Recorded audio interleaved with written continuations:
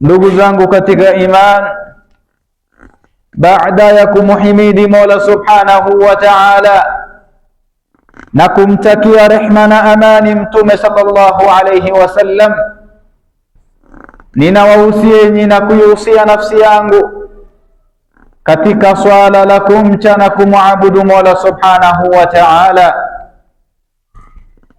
Hakika ya nafsi haitokuwa ni yenye kupata kuepushwa na adhabu ya Mola subhanahu wa ta'ala hadi pale inapokuja mbele ya Mwenyezi Mungu subhanahu wa ta'ala pamejawa na ucha Mungu ndani ya nyoyo kama hiyo.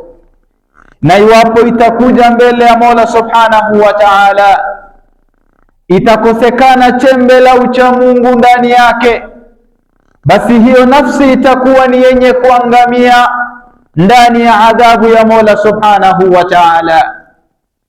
Amma maudhui kwa khutba yetu ya leo ni sehemu ya tatu ya maudhui endelevu, ambaye ni maudhui inayozungumzia as-sihru, khatruhu, at-tahassunu minhu, kaifiyatu hilli.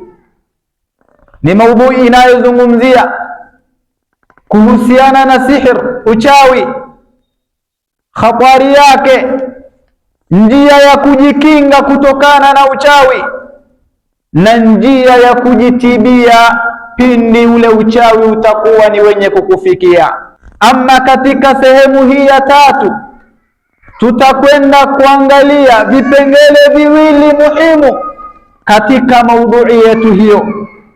Ama kipengele cha kwanza ambacho tutakwenda kuangalia katika khutba ya leo, talibu sihru sharikun lisahiri fil ithm, ni kwamba yule ambaye atakuwa ni mwenye kumfuata mchawi ili apate kumrogea mtu, au akamfuata mchawi akapate kumsaidia katika matatizo yake, katika mambo yake, atakuwa ni mwenye kushirikiana na yeye katika dhambi ambayo atakwenda kupata ya kuweza kufanya ule uchawi.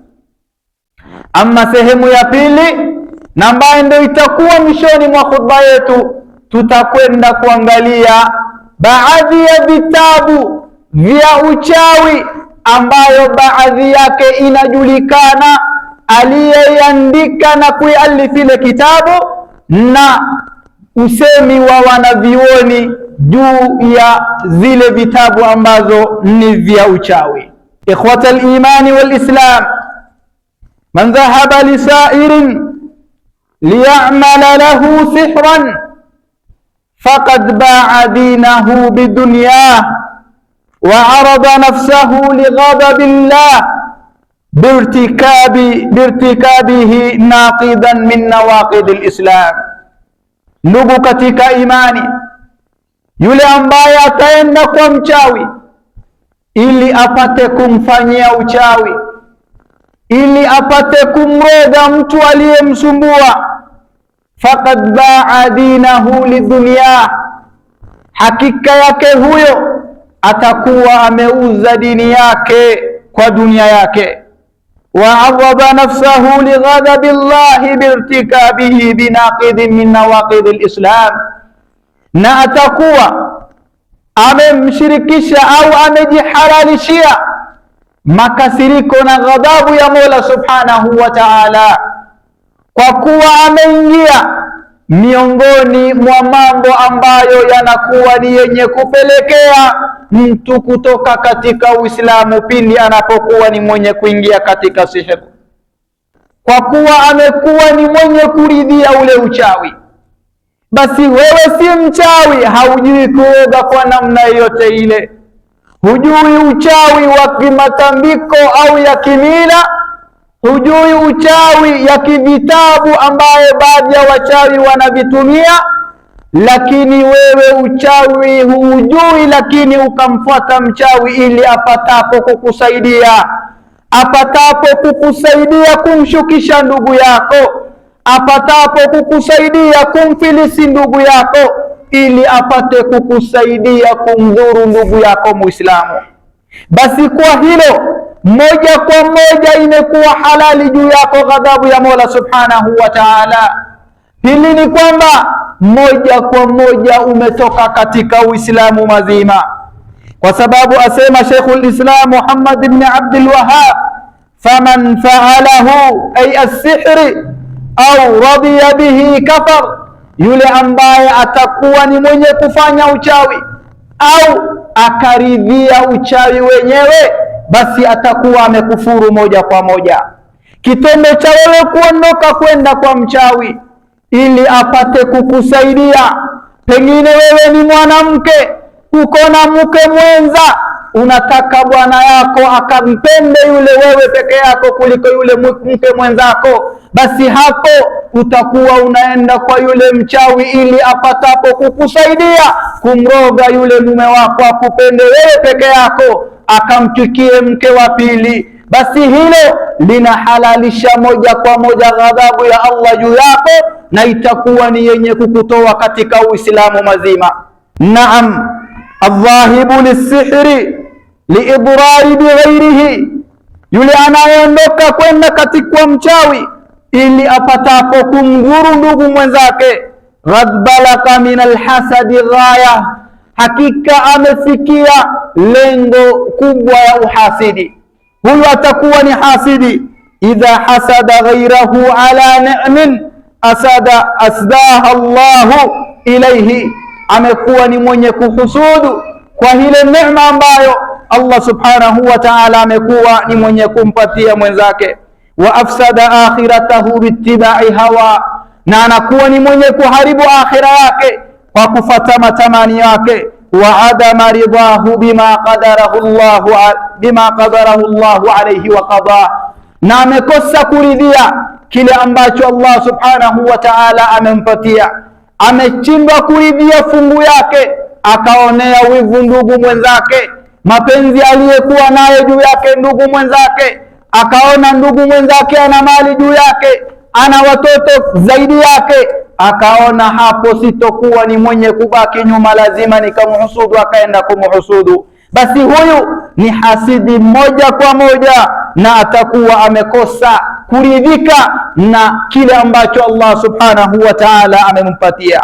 Adhahibu lisihri irtakaba khati'atan fiha isyanul khaliqi wa dhulmil makhluqi, huyu ambaye atakuwa ni mwenye kwenda kwa mchawi, basi atakuwa amemuasi Mola subhanahu wa ta'ala, amepanda matambi au amekuwa na makosa makubwa kwa kuwa amemuasi Mola subhanahu wa ta'ala, na hakubaki kwa hilo, akaenda kuwadhulumu ndugu wenzake, kwa sababu baada ya kumuasi Mola kwa kuridhia ule uchawi, akakwenda kumdhulumu ndugu mwenzake kwa kile ambacho alichonacho, ili akaenda kufata shetani mwenzake ambaye ni mchawi, akamsaidie katika kumshusha ndugu yake.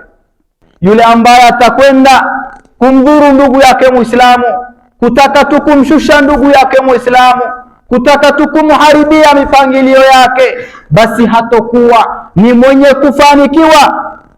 Hakika Mola subhanahu wa ta'ala amemweka juu yule aliyedhulumiwa kuliko yule ambaye anadhulumu. Allah kampa sehemu, Allah kampa ulinzi yule ambaye anakuwa ni mwenye kudhulumiwa juu ya yule ambaye anakuwa ni mwenye kudhulumu.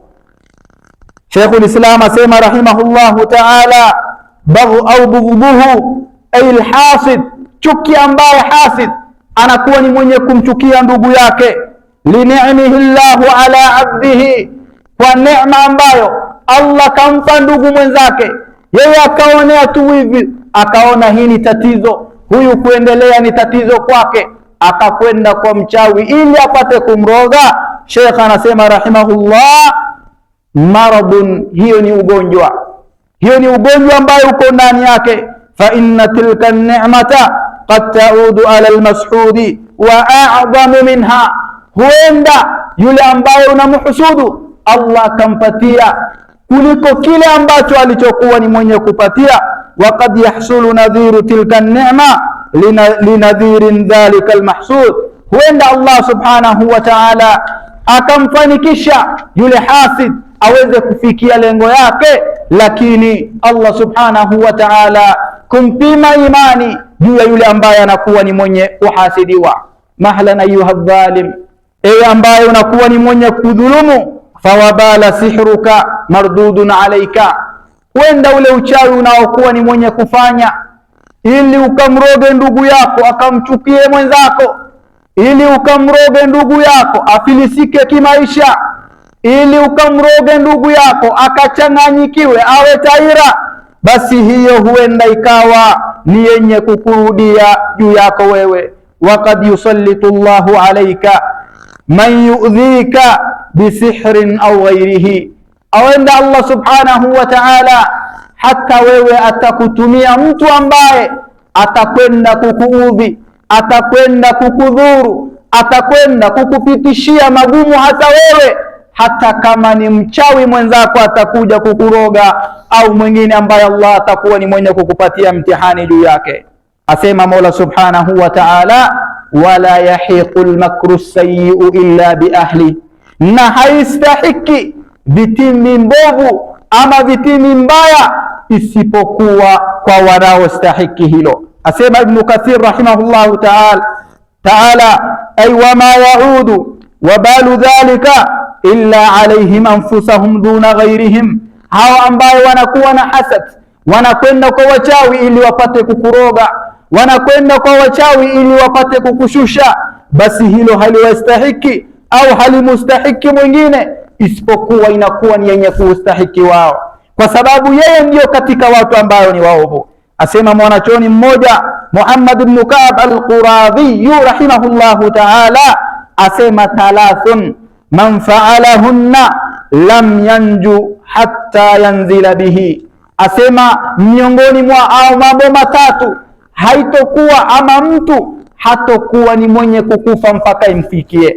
Anayetenda matatu hatokufa, hataondoka katika mgongo wa ardhi mpaka kile alichokitenda kiwe ni yenye kumrudia na iwe ni yenye kumkuta. Miongoni mwao akasema man makara, yule ambaye atapanga vitimbi juu yako, atapanga uovu juu yako, amekaa tu akafikiria, huyu ninafaa kumshusha, huyu ninafaa kumwangusha, huyu ninafaa kumfilisi, huyu ninamfaa kumnyanyapaa kwa njia hii au ile, basi hiyo hatokuwa ni mwenye kukufa mpaka ile vitimbi uliyompangia ikurudie na wewe mwenyewe.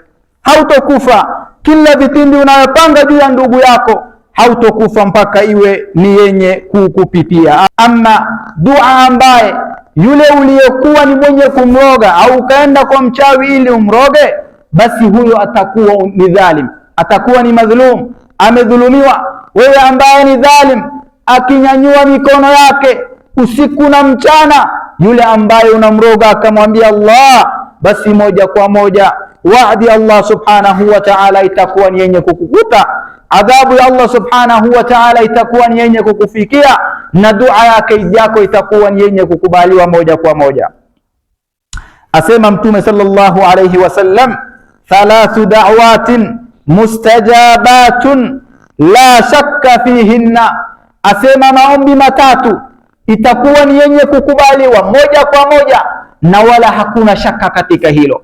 Yani katika kukubaliwa dua ya watu watatu hakuna shaka ya kwamba hiyo dua itakubaliwa na Mola moja kwa moja.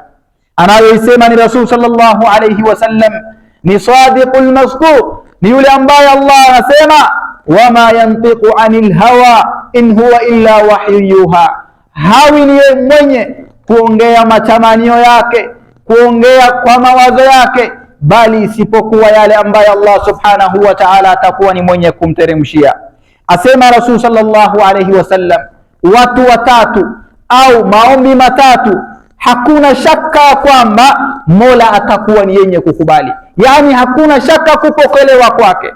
Asema Rasul, da'watul madhlum, dua ya aliyedhulumiwa, yule ambaye umemdhulumu, mtu ambaye amekuwa ni mwenye kuchuma kwa nguvu yake, amejikusanya kwa miaka mingi, ukaona ameendelea, Allah kampa neema ya watoto, ukaona hafai kuwa na watoto wengi kiasi hiko, ninafaa kuwaroga moja baada ya mwingine, akufe moja baada ya mwingine, au ninafaa kumsumbua mwingine aendelee kumsumbua katika maisha yake yote. Ukaenda kwa mchawi mwenzako, kwanza wewe na yule mchawi mtakuwa na dhambi moja kwa pamoja. Au yule mdhulumu, iwapo atakwenda kusujudu mbele ya Mola Subhanahu wa Ta'ala, akanyanyua mikono yake akasema ya Rabb, hakika hakuna shaka Allah Subhanahu wa Ta'ala atakuwa ni mwenye kumkubalia. Dua ya pili asema da'watul musafir, ni dua ya mtu aliye katika safari iliyokuwa ya halali.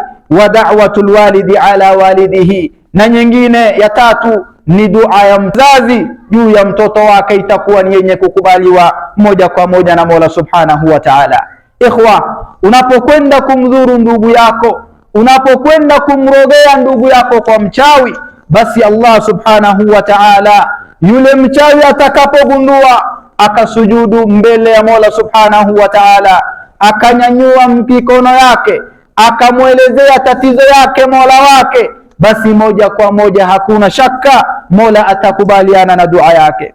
Wal abriyaul madhlumun lahum man yudafi'u anhum, wale ambaye umewadhulumu ukaenda kumroga, basi Allah Subhanahu wa Ta'ala ndiye msimamizi wao, Allah ndiye kinga yao. Allah anasema inna Allaha yudafi'u anil ladina amanu inna Allaha la yuhibbu kulla khawanin kafur. Asema Allah Subhanahu wa Ta'ala, inna Allaha, hakika ya Mwenyezi Mungu, yudafi'u anil ladina amanu, Allah atakuwa ni mwenye kuwa kinga dhidi yao.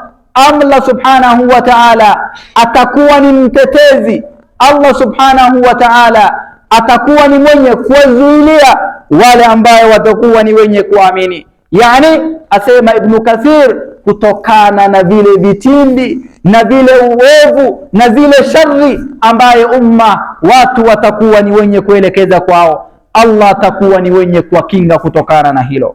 Ikhwa, wa aqibatul dhulami wa khimatun mutawa'idun sahibuhu bil adhabi shadid, na misho ya dhulma, yule ambaye atakwenda kwa mchawi akaroga ndugu yake atakuwa amemdhulumu, na misho ya dhulma ni adhabu ya Mola Subhanahu wa Ta'ala. Qala Subhanahu wa Ta'ala, waman yadhlim minkum nudhiqhu adhaban kabira. Allah Subhanahu wa Ta'ala anasema yeyote ambaye atakuwa ni mwenye kufanya dhulma kati yenu, hakika tutakwenda kumpatia adhabu iliyokuwa kubwa kabisa. Inna dhahiba lisahra, hakika yule ambaye atakwenda kwa mchawi amekuwa ni mwenye kufanya kazi pamoja na shetani, kwa sababu katika khutba zilizopita tulisema ya kwamba huyu mchawi hawi mchawi mpaka baada ya kuingia mikataba, makubaliano na shetani. Wakishakubaliana atakuwa yuko katika vikundi vya shetani. Ni wale Allah anazungumzia, anasema wale ambao watakuwa ni wenye kukufuru na wakachupa mipaka kutokana na haki, basi Allah akasema hao ni vikundi vya shetani, na hakika vikundi vya shetani ndio walio katika khasara. Aliyekuwa na khasara ni nani? Ni yule ambaye amekuwa tayari kushirikiana na mchawi, kwa sababu mchawi mwenyewe kashakuwa kwenye khasara kwa kukubaliana na shetani, kawa tayari kumuasi Mola Subhanahu wa Ta'ala, kawa tayari kutoka kumshirikisha Mola Subhanahu wa Ta'ala ili tu apatapo kumtumikia yule mchawi. Ikhwa, wachawi wengi katika zama hizi wanakuwa ni wenye kuvaa mavazi ya uzuri, wamekuwa ni wenye kuvaa mavazi ya mashekhe, wamekuwa ni wenye kuvaa mavazi ya ulama, ili usipate kuwagundua. Utasema ni shekhe fulani, unaenda kwake anakuroga, anafanya mambo mingi ndani yenu mpaka familia yako inakuwa ni yenye kusambaratika.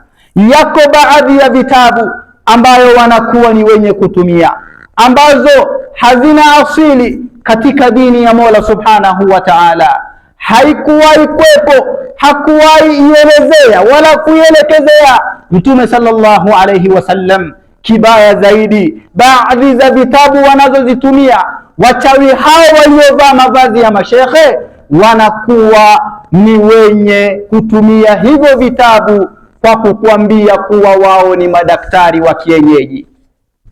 Aidha atakuwa ni daktari wa kienyeji au yeye atakuwa ni shekhe. Lakini ukikuja, alama ni zile tulizotaja katika khutba zilizopita. Unaitwa nani na mama yako anaitwa nani, majina yenu yaandikwe, yachapwe hesabu za kishetani, kisha unaambiwa unatibiwa tiba ambayo ni ya kishirikina, ambayo inakuwa ni yenye kukutoa moja kwa moja katika Uislamu. Sasa basi tuangalie zile vitabu wanazozitumia, tutaje tu baadhi ya vitabu na tuangalie ulamai wa sunna, ulamai wa ahlu sunna wal jamaa waliobobea katika dini Allah, walioshikamania katika njia ya salaf, wanazizungumziaje hivyo vitabu vyao. Aqulu ma tasma'un wa astaghfirullah li wa lakum fastaghfiruhu innahu huwal ghafurur rahim wa huwal barrul karim. Ama ba'd, ndugu zangu katika iman, katika zama hizi wachawi wa kimila wamekuwa wachache, ila wachawi wa vitabu wamekuwa wengi. Mambo ya mila mara mingi ilipita na wazee.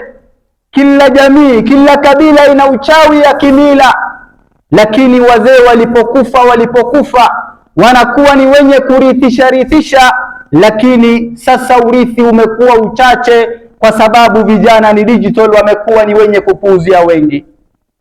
Lakini leo wachawi wasiotambulika waliovaa kanzu nzuri, wakavaa niqabu nzuri kama ni wa kike pia, au wakavaa kofia nzuri nyeupe iliyonyoshwa vizuri kwa pasi, wanakuwa ni wenye kuwadanganya watu kuvaa mavazi ya ushekhe au kuvaa mavazi ya uganga wa kienyeji, wakiwatapeli Waislamu na wakiwatoa Waislamu kwa Uislamu kwa kujua au kwa kutojua.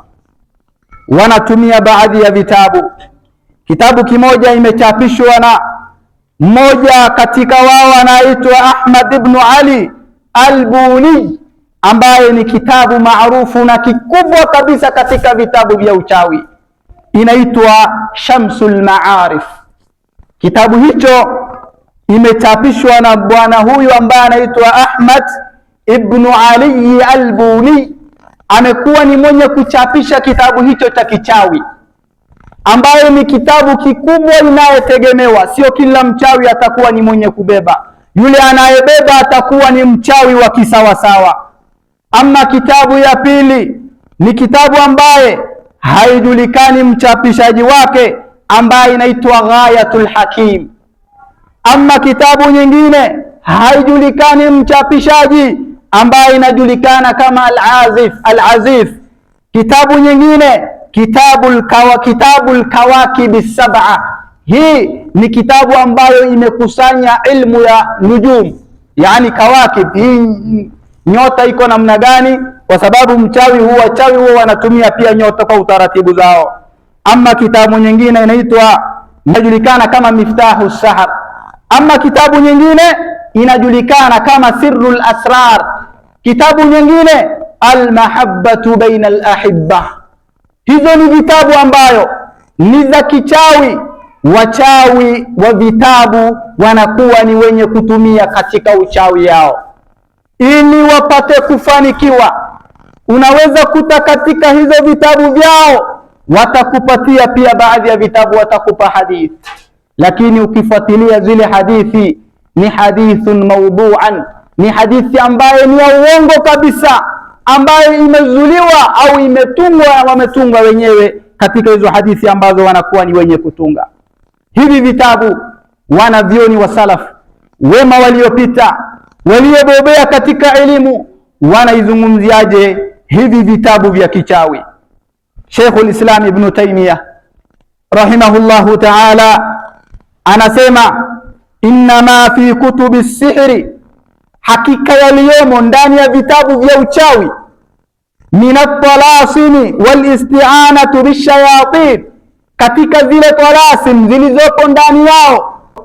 Asema zile vitabu vilivyokuwa na hivyo vitu kama hivyo, wal istighathatu bishayatin, na katika wachawi wanapokuwa ni wenye kustaghithi kwa mashayatin, yani wanakuwa ni wenye kuomba kwa mashayatin, huwa minashirki, asema hiyo ni katika uchawi.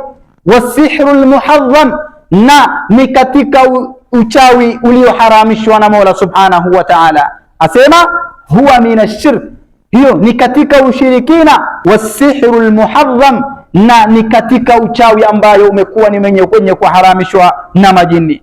Ama wamekuwa ni wenye kutumia hivyo vitabu, watakuwa ni wenye kukuombea kupitia majini, wataomba msaada kupitia majini, watatafuta usaidizi wa kukutibia kupitia majini. Anasema ya kwamba hizo ni kitabu ambazo kina ushirikina ndani yake, na ni vitabu ambazo ni sihri iliyoharamishwa na Mola subhanahu wa ta'ala.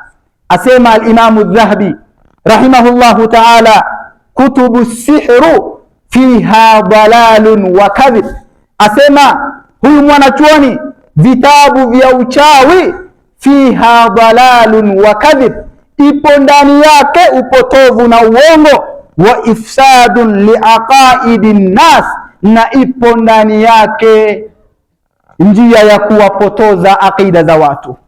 Katika hizo vitabu ukiangalia ndani yake, atakwambia fanya hivi, andika maandishi fulani kwa kitu fulani ama juu ya kitu fulani, lakini mwishoni mwandishi anakuambia ittaqillaha fi dhalik, hadha mujarrab, lakini anakuambia ittaqillaha fi dhalik. Hii ambayo tunakuelekeza ni kitu mujarrab, lakini anakuambia muogope Mwenyezi Mungu, ili apate kuipamba huo uchawi aliyoutunga iweze kukubalika, ionekane huyu mchawi au huyu mchawi mtunzi huyu ana uchamungu ndani yake.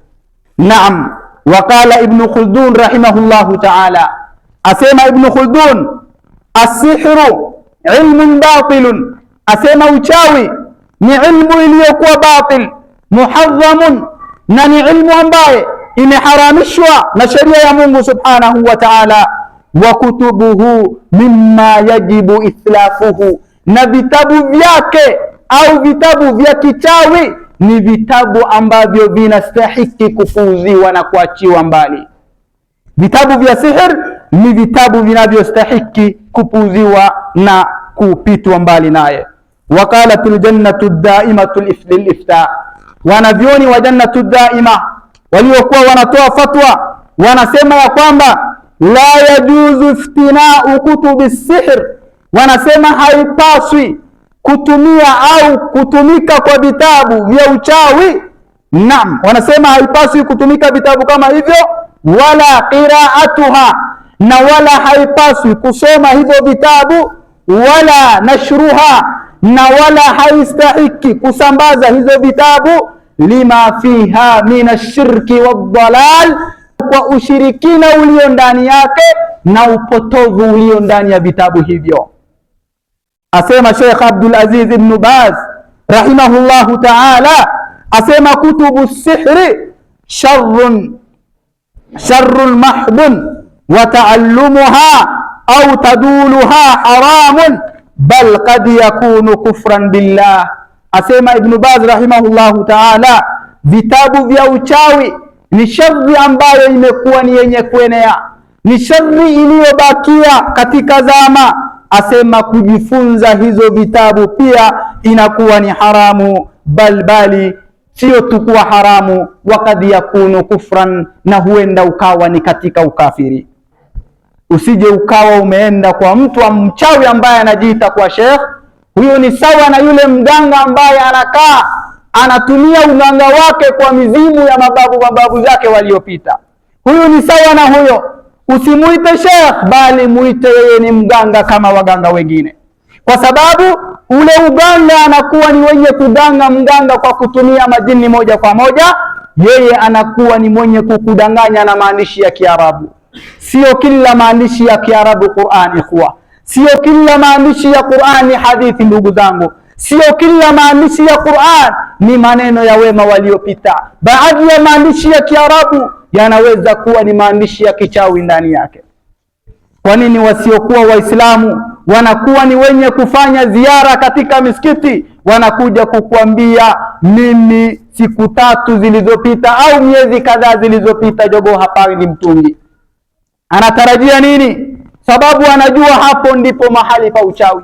Hao wameharibu Uislamu, wameharibu jina ya Uislamu, wamewapotosha wasiokuwa Waislamu, wakaona kwamba hii ni dini ya majini, hii ni dini ya kutumika kwa majini. Lakini jambo sio namna ilivyo, au sio hivyo ndivyo ilivyo, bali ni wachawi waliovaa mavazi ya mashekhe ndio wanajaribu kuupotoza umma na kuupotoza Uislamu kwa njia isiyostahiki.